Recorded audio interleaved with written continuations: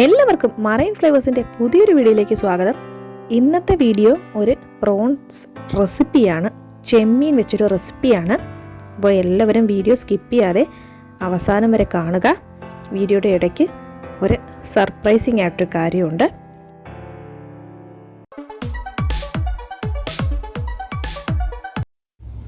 ഇന്നത്തെ recipe pepper prawns roast, അല്ലെങ്കിൽ കുരുമുളക് ഇട്ട് വെക്കുന്ന നല്ല ഒരു അടിപൊളി ചെമ്മീൻ കറി അല്ലെങ്കിൽ ചെമ്മീൻ റോസ്റ്റാണ്. അപ്പോൾ അതിനായിട്ട് ഞങ്ങൾ ഇന്നിവിടെ എടുത്തിരിക്കുന്നത് കായലിലെ വളർത്തു ചെമ്മീനാണ്. മൺട്രോ തുരുത്തിലെ അല്ലെങ്കിൽ മൺട്രോ ഐലൻഡ് എന്നൊക്കെ പറയും, അവിടെ 2 ബണ്ടിലായിട്ട് വളർത്തിക്കൊണ്ടിരിക്കുന്ന ഈ ചെമ്മീനാണ്. ഇപ്പോൾ ചെമ്മീൻ വിളവെടുക്കുന്ന കാലമാണ്. അപ്പോൾ അവിടുന്ന് കൊണ്ടുവന്ന കുറച്ച് ചെമ്മീനാണ്. ഇത് തോലും അതിൻ്റെ തലയും എല്ലാം കളഞ്ഞ് ക്ലീൻ ചെയ്ത് വെച്ചിരിക്കുന്ന ചെമ്മീനാണ്. 1 കിലോ ചെമ്മീൻ, ഇത് 1 കിലോ തികച്ചില്ല, 1 കിലോ അടുപ്പിച്ച് മാത്രമേ ഉള്ളൂ.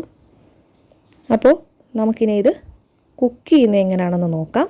ആദ്യമായിട്ട് നമ്മൾ ഈ ചെമ്മീൻ വിനാഗിരി, ഉപ്പ്, മഞ്ഞൾപ്പൊടി ഇത്രയും കാര്യങ്ങൾ ചേർത്ത് നന്നായിട്ടൊന്ന് വേവിച്ചെടുക്കണം. വെള്ളം ചേർക്കാതെയാണ് വേവിക്കേണ്ടത്. അങ്ങനെ വേവിച്ച് വെച്ചതിന് ശേഷം ഉള്ള വീഡിയോ ആണ് ഞാൻ കാണിക്കാൻ പോകുന്നത്.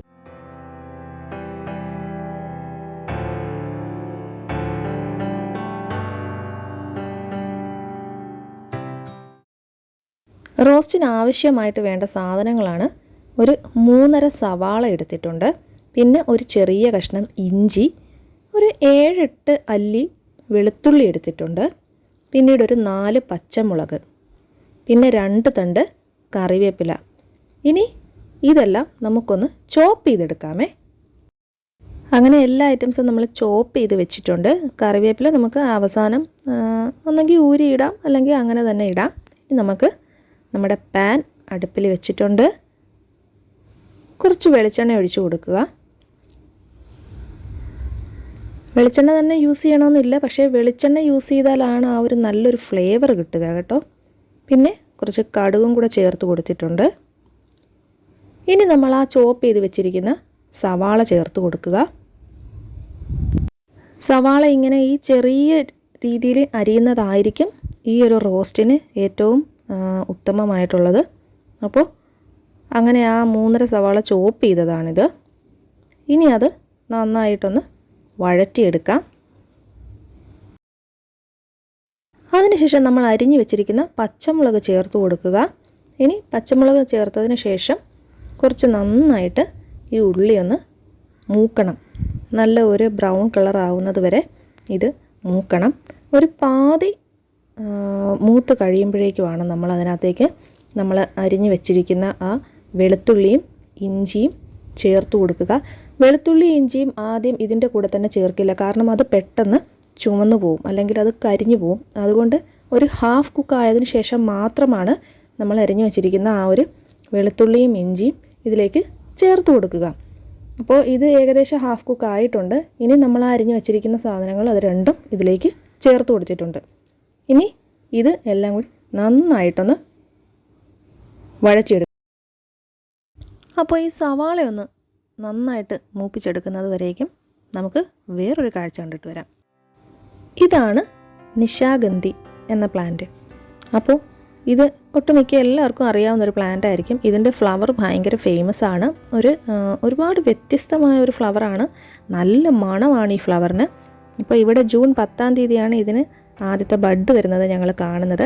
അങ്ങനെ ഞങ്ങൾ ഭയങ്കരമായിട്ട് വെയിറ്റ് ചെയ്തിരിക്കുമായിരുന്നു. അപ്പോൾ ഇന്ന് രാത്രി 2 ബഡ് വിരിയാൻ പാകമായിട്ടുണ്ട്. ഇതിൻ്റെ ഇല വെച്ചിട്ടാണ് കേട്ടോ നമ്മൾ ഈ പ്ലാന്റ് വളർത്തിയെടുക്കുന്നത്. 2-3 ഇലയാണ് ഞാൻ കൊണ്ടുവന്ന് വെച്ചത്. 1 വർഷവും 3 മാസവും ആയ പ്ലാന്റാണ് ഈ ഫുള്ള് കാണുന്നത്. ഇപ്പോൾ ഈ കാണുന്ന 2 ബഡ് കണ്ടോ, ഇതാണ് ഇന്ന് രാത്രി വിരിയാനായിട്ട് റെഡി ആയിട്ടുള്ളത്. ഇതിപ്പോൾ വൈകുന്നേരം ഒരു 5 മണിക്ക് പിടിക്കുന്ന വീഡിയോയാണ്. ഇങ്ങനെയാണ് വൈകുന്നേരം 5 മണിയായപ്പോൾ ആ ബഡിൻ്റെ അവസ്ഥ.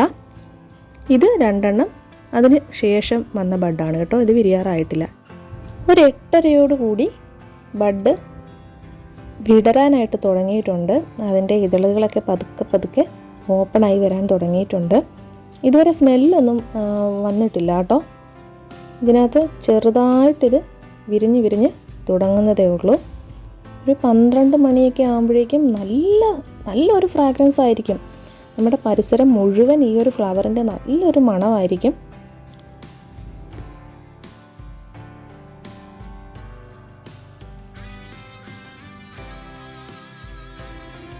ഇനി ഇത് വിരിയുന്നത് നമുക്കൊന്ന് നോക്കാം.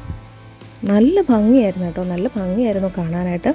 ഇനി ഇതൊന്ന് നിങ്ങളൊന്ന് കണ്ടിട്ട് വാ.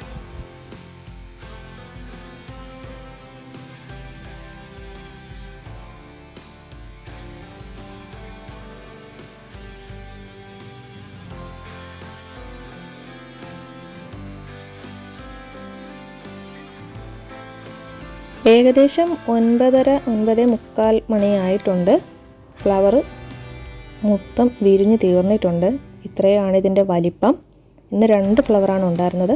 ഇനി നാളത്തേക്കും 2 ബഡുണ്ട്. ഇതുവരെ സ്മെല്ലൊന്നും വന്നു തുടങ്ങിയിട്ടില്ല കേട്ടോ.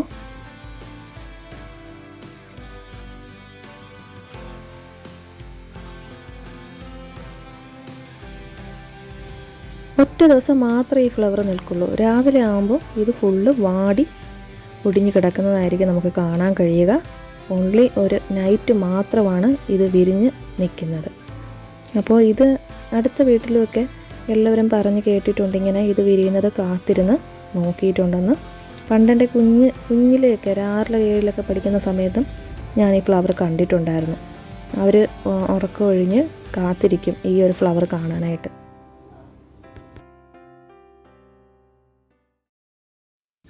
അങ്ങനെ നമ്മുടെ സവാള, പച്ചമുളക്, ഇഞ്ചി, വെളുത്തുള്ളി എല്ലാം മൂത്ത് വന്നിട്ടുണ്ട്. നന്നായിട്ട് വഴറ്റി അതൊരു ബ്രൗൺ കളറായിട്ടുണ്ട്. ഇനി ഇതിലേക്ക് നമുക്ക് ചേർക്കാനുള്ള മസാലക്കൂട്ട് കാണിച്ചു തരാം. ഇതാണ് മസാലക്കൂട്ടുകൾ.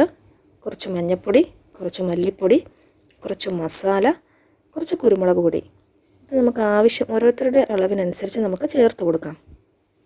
ഇനി ഇതെല്ലാം നന്നായിട്ടൊന്ന് മിക്സ് ചെയ്യുക.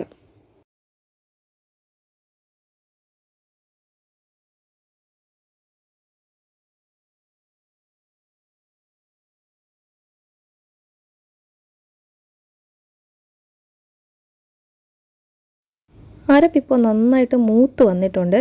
ഇനി ഇതിലേക്ക് നമ്മൾ ചേർക്കാൻ പോകുന്നതെന്ന് വെച്ച് കഴിഞ്ഞാൽ, ആ ചെമ്മീൻ നമ്മൾ വേവിക്കുമ്പോൾ അതിൽ നിന്ന് വരുന്ന ആ ഒരു വെള്ളമുണ്ട്, വെള്ളം ഒഴിക്കാതാണ് വേവിക്കുന്നത്. അപ്പോൾ ആ വെള്ളം നമ്മൾ ഇനി ഇതിലേക്ക് ചേർത്ത് കൊടുക്കുക. എന്നിട്ടിതെല്ലാം നന്നായിട്ടൊന്ന് മിക്സാക്കുക. ലോ ഫ്ലെയിമിലാണ് നമ്മളിപ്പോൾ ഇട്ടിരിക്കുന്നത്. ഈ വെള്ളം ഒന്ന് ഏകദേശം ഒന്ന് വറ്റണം.